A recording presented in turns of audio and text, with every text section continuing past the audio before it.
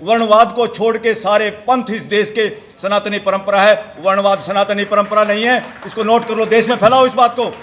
कावड़ में क्या करोगे भाई? कावड़ में स्कूलें बंद कर रहे हो और कावड़ वालों पे फूल बखेर रहे हो। अरे फूल बखेरने हैं तो उत्तर प्रदेश के मुख्यमंत्री अपनी मेहनत की, अपनी मजदूरी, पसीने की कमाई से फूल बखेर, जिसके यहां बखेरने हैं कोई रोक नहीं रहा तुम्हारे को। जानबूझ के डरा डरा के आस्था आस्था आस्था, कोई घंटे की आस्था नहीं। अरे तेरी आस्था इतनी हल्ला है, बिना हवा के हल्ला है, इसकी हमने ठेकेदारी नहीं ली और ऐसी आस्था को तो हम हलाएंगे, जड़ से उखाड़ेंगे ऐसी आस्थाओं को। ये गलत परंपराएं हैं। फिर कहोगे राम भरोसे, छोड़ दो ऐसे राम को, ऐसे राम के पल्ले नहीं घंटा। लोकतंत्र में साथियों कोई राजा और बादशाह नहीं होता। लोकतंत्र में सब जिम्मेदारी के साथ लोक सेवक होते हैं। बार बार एक चीज ग्रंथ, कथा, कहानियों में एक फैलाई जाती है, उससे ये देश नपुंसक है सदियों से। वो क्या कथा कहानी है? और आज की राजनीति भी उसका शिकार है, बुद्धिजीवी भी उसका शिकार हैं। एक कोई खुदा सब कुछ कर रहा है और जिसने बुरे कर्म करे वो भुगत रहा है, इसलिए आप भुगतो आराम से। और एक मसीहा आएगा, वो दुनिया को बचाएगा। ऐसा चाहे धार्मिक हो, चाहे सांप्रदायिक हो, चाहे पॉलिटिकल नेता हो, इस सोच को छोड़ना पड़ेगा। ये बकवास नपुंसक करने वाली सोच है, पूरी देश की जनता से निकालना पड़ेगा। ना कोई मसीहा है, ना कोई ऐसा खुदा है जो जनता के साथ भेदभाव करता है। भेदभाव आदमी ही आदमी के साथ करता है, और वो आदमी करता जिसके अंदर दिमाग में खुरापात है कि मैं बड़ा हूं। और वर्णवादी कथा कहानियां, किताब जला दो इनको, ना इनकी कथा सुनो ना कथा करो। वो भी बेवकूफ था जो कथा करने गया था और जिसकी चोटी और बाल काटे हैं। कौन सी कथा सुनाना चाहते हो? जिन कथाओं से ये देश नपुंसक हो गया, आज भी नपुंसकता के शिकार हैं हम सब, कहीं ना कहीं थोड़ा बहुत मैं भी होऊंगा। ये नपुंसकता नहीं निकालोगे तो प्राइम मिनिस्टर को देखोगे या वाइस प्रेसिडेंट को देखोगे, गृह मंत्री को देखोगे, किसी सीएम को देखोगे। देश में पेट्रोल पंप पे कब्जा कर लिया, एक आदमी का फोटो है। भाई कौन है ये भारत का प्रधानमंत्री है। क्या होता है ये भारत का प्रधानमंत्री? कॉन्स्टिट्यूशन के तहत एक जिम्मेदारी की एक नौकरी है, एक पोस्ट है खाली, वरना 140 करोड़ लोगों को हम प्रधानमंत्री कहना शुरू कर देते। पोस्ट एक है, उस पोस्ट पे कुछ आदमी बहुत बार चोर, उचक्के, लफंगे, चरित्रहीन भी चले जाते हैं। तो उसका ये मतलब नहीं है वो महान है। कोई भी पद महान है और पद की गरिमा रखना ही मानता है।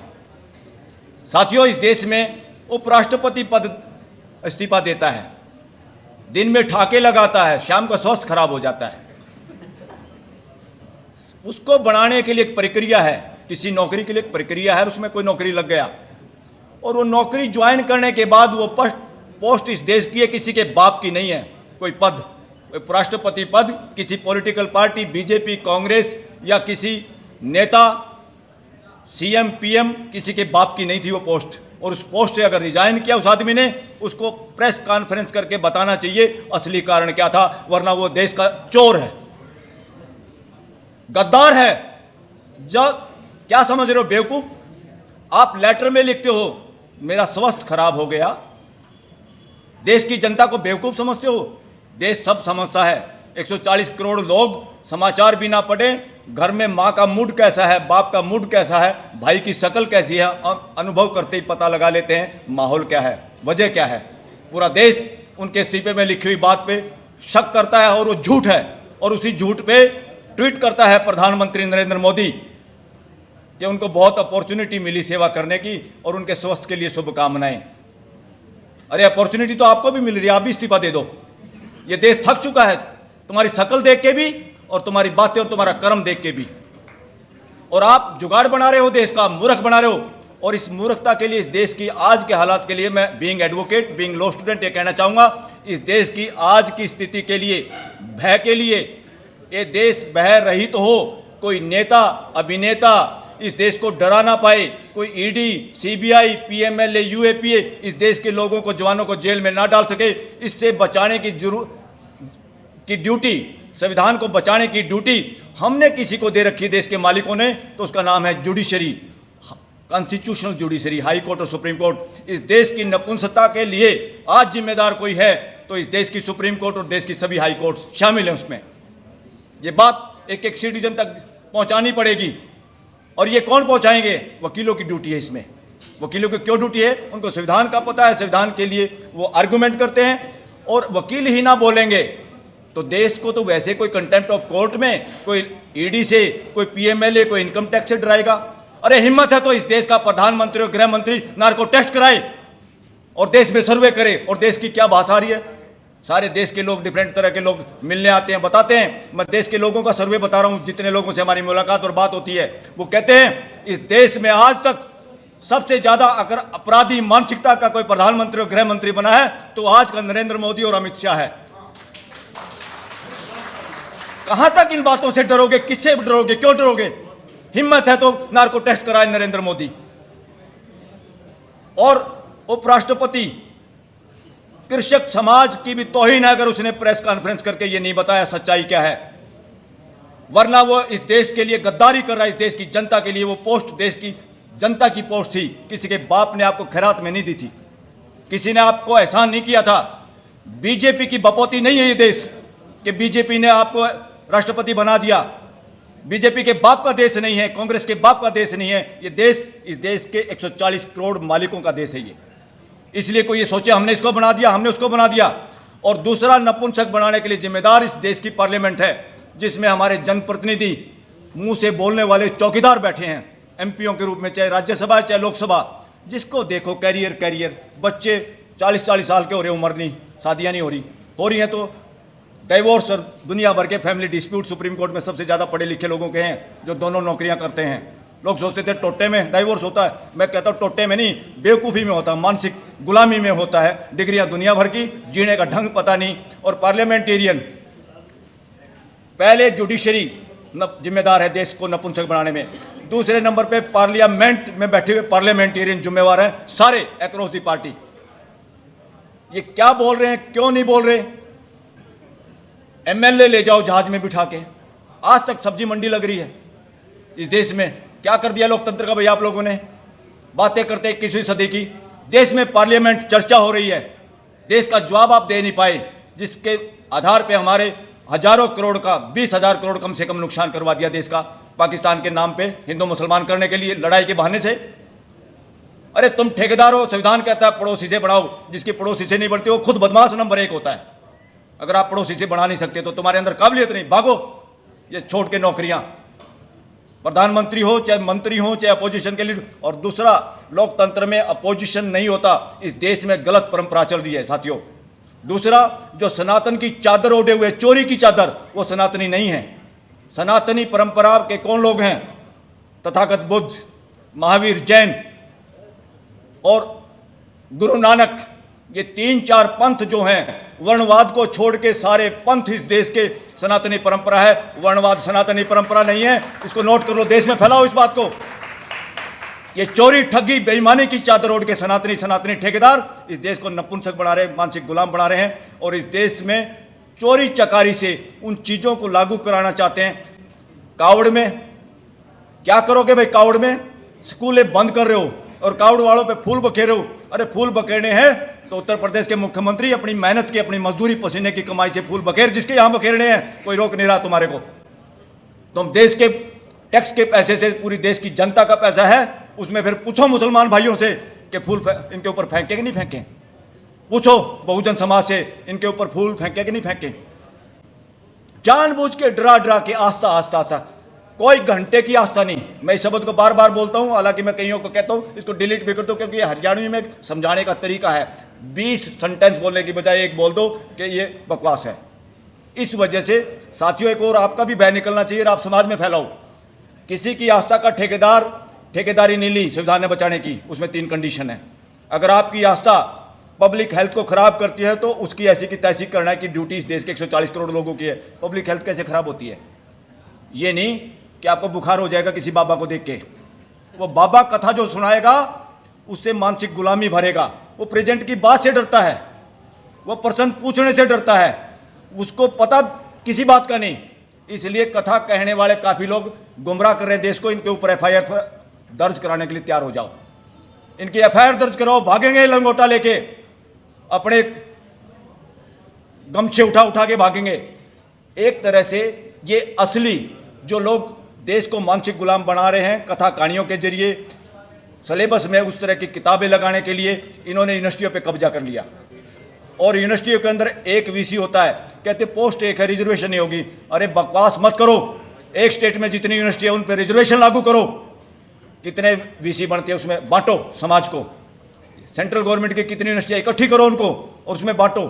ये जानबूझ के इस तरह की जो शरारत करें साथियों, इससे जागना होगा। और आप लोग भी किस्मत के भरोसे बैठे हो, तभी तो कथाओं में जाते हो डरते हुए। आप अपराधी हो, आप और हम भी अपराधी हैं। इसलिए अपराधी हैं जब घर की औरतें बच्चे या किसी इस तरह के प्रोग्राम में जाते हैं, हम हिम्मत से कह नहीं पाते, हमें इतने डर में डाल दिया गया। एक छोटी सी मूर्ति, बकवास मूर्ति किसी भी उसकी, जिसका कोई अस्तित्व नहीं, जिसका माँ बाप का पता नहीं, जिसके बारे में पूछे तो इतिहास नहीं, सबूत नहीं, उसके बारे में उसको मूर्ति को कहना इधर फेंको इसको। बच्चे ने ये देखा ही नहीं। कई ऐसी मूर्तियां हैं जो आजकल कहीं भी देखोगे, जिंदा आदमी, जिंदा लोग, जिंदा जानवर ऐसे होते ही नहीं। उस चीज़ को दिखा दोगे तो क्या होता है पता आपको?